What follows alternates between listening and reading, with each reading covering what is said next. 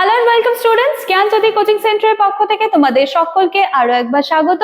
একখানা সেমিস্টার শেষ করে শুরু হচ্ছে আরো একটা নতুন সেমিস্টার, সেমিস্টার। এতক্ষণে তোমরা বুঝেই গিয়েছো স্লাইড দেখে যে আজকে কি নিয়ে আমি আলোচনা করছি। তোমাদের যে সিলেবাস রয়েছে, আজকে তোমাদের মেজর পেপার 16 এর সিলেবাস ডিসকাশন রয়েছে, এর উপরেই কিন্তু আজকে আমার ক্লাস বা আলোচনার বিষয়। এইবারে দেখো, ক্লাস বা আলোচনার বিষয়ে যাওয়ার আগে এই জায়গাটা, এটা কিন্তু আমি প্রত্যেকদিন তোমাদের সাথে কিন্তু আলোচনা করে থাকি। তোমরা যারা চাইছো আমাদের সাথে যোগাযোগ করতে, স্পেশালি এই সময় নতুন সেমিস্টার শুরু হচ্ছে, স্টুডেন্টসরা তোমরা যারা চাইছো আমাদের সাথে যোগাযোগ করতে, কাইন্ডলি বোর্ডের কর্নারে দুটো নাম্বার রয়েছে, যে কোনো একটি নাম্বারে কল করে কিন্তু আমাদের সাথে যোগাযোগ করে নিতে পারো। সোম থেকে শনিবারের মধ্যে অফিস আওয়ারে কল করতে হবে। আচ্ছা, এবারে চলে আসি আমরা কোর্স ফি এই জায়গাটায়। ঠিক আছে, কোর্স ফি নিয়ে তোমাদের অনেকের অনেক রকমের দ্বন্দ্ব চলে। দেখো, কোর্স ফি তোমাদের কথা মাথায় রেখে ভীষণ সামান্য রাখা হয়েছে। মেজর স্টুডেন্টসদের জন্য কোর্স ফি রয়েছে মাত্র 1199 টাকা, মাইনর স্টুডেন্টদের জন্য রয়েছে মাত্র 699 টাকা, মাত্র 699 টাকা। তোমরা যারা চাইছো আমাদের সাথে যোগাযোগ করতে, কাইন্ডলি বোর্ডের কর্নারে দুটো নাম্বার রয়েছে, যে কোনো একটি নাম্বারে কল করে আমাদের সাথে যোগাযোগ করে নিতে পারো। চলো এবারে চলে আসি আমরা আলোচনার বিষয়। এই পেপারটা কিন্তু তোমাদের খুব ভালো একটা পেপার দিয়েছে, অনেক কিছু কিন্তু জানার জায়গা রয়েছে এখানটায়। দেখো, এবার এর পাশে ছবিও রাখার চেষ্টা করা হয়েছে, অ্যাটলিস্ট ছবি দেখে হলেও কিন্তু কনসেপ্ট তোমরা কিছুটা ক্লিয়ার করতে পারবে। তাহলে এই যে সিলেবাসটা রয়েছে, তার একটা কোর্স টাইটেল রয়েছে। কোর্স টাইটেল কি আছে? Statistics in education. এবার স্ট্যাটিস্টিক্স ইন এডুকেশন, এটার মধ্যে দেখো কি আছে। এর মধ্যে দেখো ইউনিট 1, 2, 3, 4 করে দিয়ে দেওয়া রয়েছে। ইউনিট 1 এ কি রয়েছে? এডুকেশনাল স্ট্যাটিস্টিক্স, শিক্ষাগত পরিসংখ্যান বা রাশি বিজ্ঞান। এখান থেকে আবার 3টা সাব টপিক তোমরা দেখতে পাচ্ছ, ক, খ, গ বা ওখানে এ, বি, সি। সবার প্রথমে রয়েছে এডুকেশনাল স্ট্যাটিস্টিক্স, তার মধ্যে তার কনসেপ্ট ক্লিয়ার করতে হবে, স্কোপ করতে হবে এবং নিড করতে হবে। এই যে দেখো, concept, scope and need clear আছে।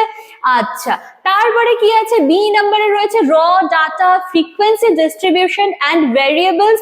এইগুলোর ওপরে তাদের কনসেপ্ট এবং তাদের ব্যবহার বা তাদের ইউজেস কি আছে সেটা জানতে চাওয়া হয়েছে।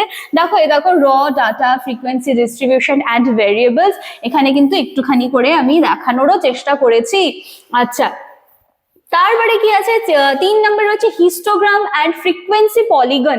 ঠিক আছে, হিস্টোগ্রাম এবং পরিসংখ্যা বহুভুজ, এই যে টার্ম গুলো রয়েছে, তো এখানটায় দেখতে পাচ্ছ এরকম একখানা এভাবে হচ্ছে একটা এরকম একটা রেক্ট্যাঙ্গেল বক্স থাকে, তার মধ্যে হচ্ছে বিভিন্ন ধরনের যে ডেটা গুলো রয়েছে সেগুলো একে এভাবে কিন্তু এভাবে একটা গ্রাফ তৈরি করা, এবং যেখানে কিন্তু আমরা ফ্রিকোয়েন্সি পলিগন যেটা রয়েছে সেগুলোও কিন্তু এর মধ্যেই আমরা দেখতে পাই। ঠিক আছে, তো এইগুলো সমস্তটাই আলোচনা করা হবে এবং সেগুলোকে জানতে হলে কিন্তু চ্যানেল ফলো করতে হবে।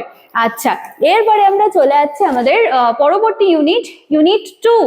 ইউনিট 2 তে কি আছে? বর্ণনামূলক পরিসংখ্যান, ডেসক্রিপটিভ স্ট্যাটিস্টিক্স। এখানেও দেখো কি আছে, এখানে হচ্ছে তোমাদের এখানটায় আমি চলে আসি, organisation and tabulation of data দেখতেই পাচ্ছ। ঠিক আছে, যেখানে তোমরা র, স্কোরস, রেঞ্জ, এই যে সমস্ত জায়গাগুলো দেখতে পাচ্ছ। তারপরে বি নাম্বারে রয়েছে মেজার্স অফ সেন্ট্রাল টেন্ডেন্সি, যেখানে মিন, মিডিয়ান, মুড, এই জায়গাগুলোর সাথে তোমরা কম বেশি পরিচিত। এই জায়গাগুলো আমরা এই জায়গাটা কভার করব। দেন মেজার্স অফ ভেরিয়েবিলিটি, এই জায়গাটা রয়েছে, এই জায়গাগুলোও কিন্তু আমরা সুন্দরভাবে কমপ্লিট করব। ঠিক আছে, আচ্ছা চলো এবার হচ্ছে ইউনিট 3। ইউনিট 3 তে দেখো কি আছে? ইউনিট 3 তে রয়েছে সম্পর্ক এবং অনুমিতি পরিসংখ্যান। এবার এখানটায় কোর রিলেশন গুলো জানতে চাওয়া হয়েছে, সহ সম্পর্ক, ধারণা, প্রকারভেদ এবং সহ সম্পর্ক।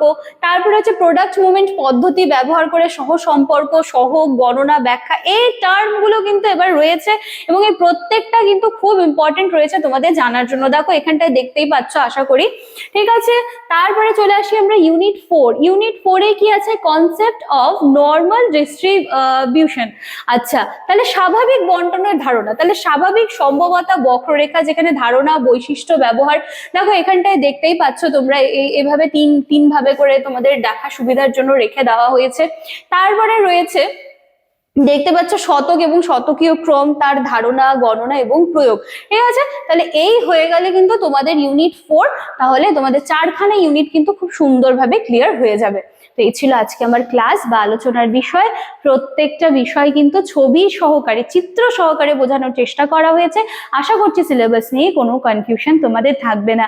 দেখা হচ্ছে আবার নেক্সট দিনের ক্লাসে এই বিষয়গুলোর উপর থেকে ডিটেইলস ক্লাস। Thank you.